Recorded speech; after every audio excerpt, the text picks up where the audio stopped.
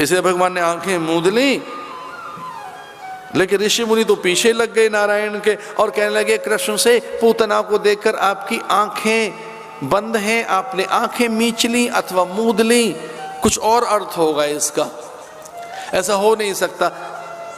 मुक्ति तो आप ऐसे ही दे देते हैं किसी को, क्योंकि आपका स्वभाव है।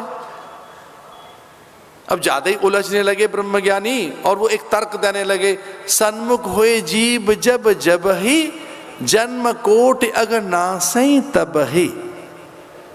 ना सहू नहीं है, ना सही, वो तो स्वतः नष्ट हो जाते हैं, कोटि कोटि जन्मों के पाप।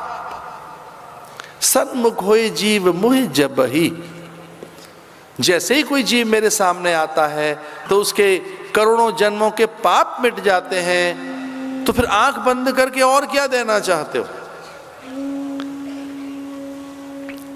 तो फिर ब्रह्मज्ञानियों ने कहा कि हे देव, पूतना को देखकर आपके नेत्र बंद हैं, इसका अर्थ है कहीं विचार तो नहीं कर रहे, कुछ कोई ध्यान तो नहीं कर रहे, किसी को अपने मन में तो नहीं बसा रखा है, किसी का आह्वान तो नहीं कर रहे हैं। तो फिर भगवान ने कहा आप ही देखो मैं क्या कर रहा हूं। अब तो ब्रह्मज्ञानी है, समझ सकते हैं, मेरे अंतःकरण से अपरिचित नहीं आप, विचार करो मैं क्या कर रहा हूं। तो पता लगा अरे भगवान तो विचार कर रहे हैं, किसी का ध्यान कर रहे हैं। पूतना को देखते ही भगवान किसी के ध्यान में बैठ गए।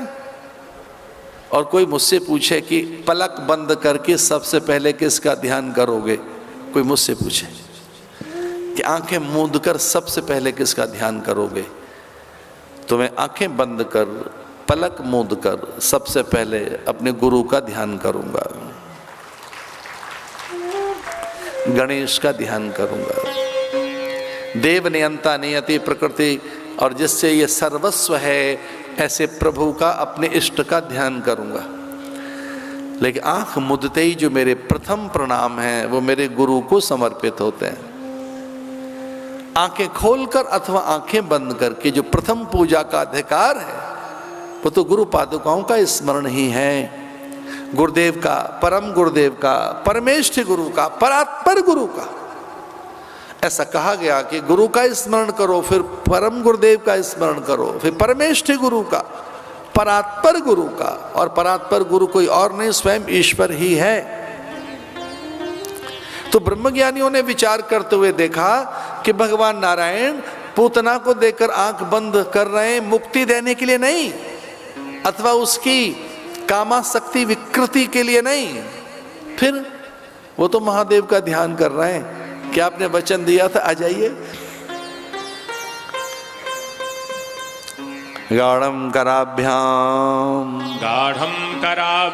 भगवान प्रपीड्य तत् प्राणै समं रोष समन्वितौ पिबत। रोष समन्वितौ पिबत, ऐसे गाढ़ं कराभ्याम उसके दोनों स्तनों को पकड़ लिया भगवान ने, जिसमें वो अपने कुछ अथवा स्तनों पर विष लपेट कर आई थी। तो भगवान ने उसके दोनों स्तन दोनों हाथों से पकड़ लिए और उसकी जन्मांतर की काम वासना, ऐषणाएं, लालसाएं, स्पृहाएं और उसके सकल मनोविकृति का हरण कर लिया और भगवान रोष में पीने लगे। जबकि छोटे से बालक को इस तरह का रोष आ नहीं सकता, छोटा बालक गुस्सा करना नहीं जानता। तो ये जो रौद्रता दिखाई दी, और गुस्से में भी आदमी लाल पीला सा हो जाता है, बहुत सुंदर नहीं दिखाई देता। जब आदमी गुस्सा कर रहा होता है ऐसे में कुछ क्लिक क्लिक क्लिक कर डालो 10-20, फिर दिखाओ श्रीमान जी को कि साहब ये दिखते हैं आप, उस समय क्लिक हो जानी चाहिए कुछ छोटे से।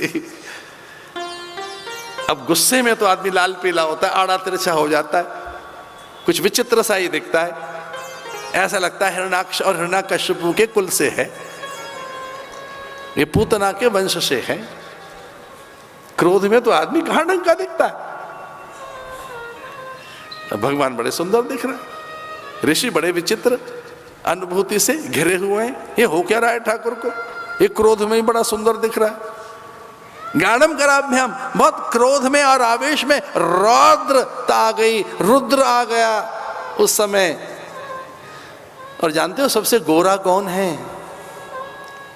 गोरे तो हमारे भगवान मृत्युंजय ही हैं, कर्पूर गौरम करुणावतारम संसार सारम भुजगेन्द्रहारम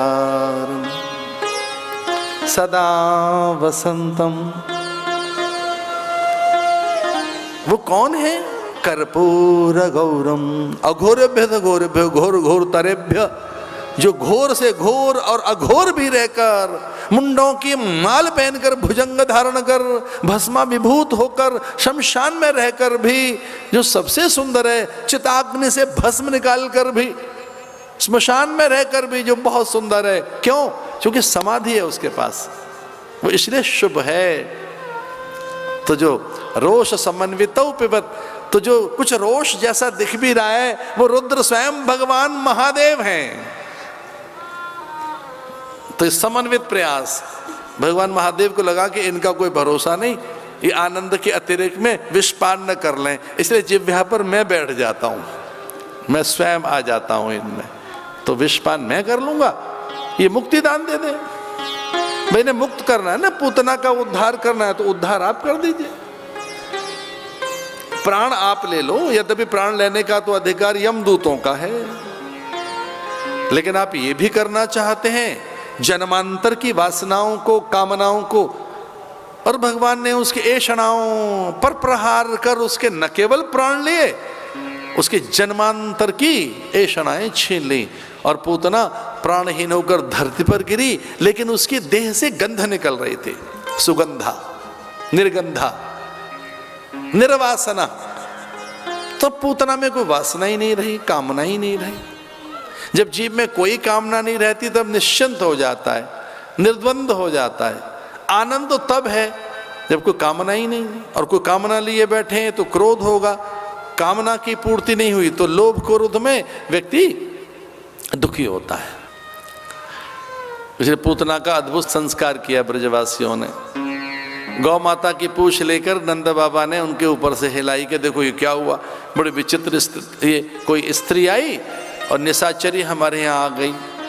तो कंस ने पहले पूतना को भेजा, अविद्या को भेजा, फिर कंस ने तृणाव्रत को, तम विस्मिता भार पीड़िता भूमौ निधाय। तो तृणाव्रत को देखकर, काम को देखकर भगवान चट्टानवत हो गए। फिर भगवान के अहित के लिए कंस ने सक्टासुर को भेजा, उत्कच को भेजा।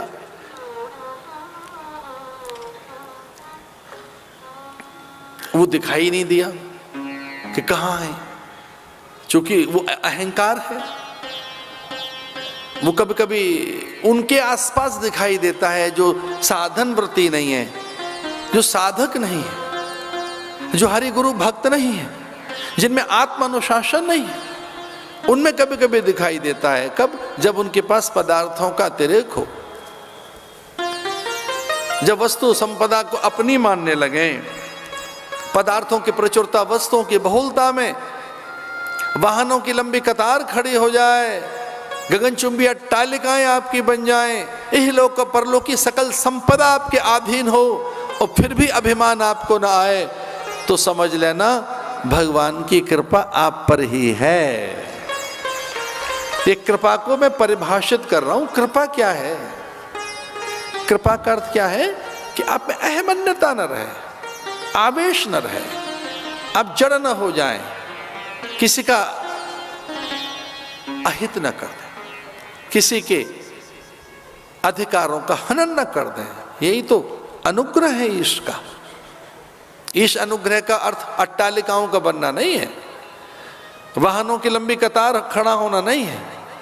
ईश अनुग्रह का अर्थ यह नहीं कि भंडार भर गए और पदार्थ अनगिनत आपके पास हैं, गिने न जाएं, इतनी वस्तुएं आपकी, नहीं नहीं, इसे कृपा नहीं कहेंगे। ये तो प्रारब्ध से प्राप्त हो जाए, ये तो श्रम से, युक्ति से और बहुत तरह के जोड़ तोड़ करके चीजें इकट्ठी की जा सकती हैं ना। आप बैंड होके रहे, आप में अहंकार ना हो, आपकी वाणी में सौंदर्य हो, माधुर्य हो, मुग्धता हो, प्रियता हो, आपके पास में पवित्र हो, आप सहज रहें, निर्विषयी रहें, निष्काम रहें, स्वाभाविक रहें, प्राकृतिक रहें। आप में संतुलन बना रहे, इसे अनुग्रह कहेंगे।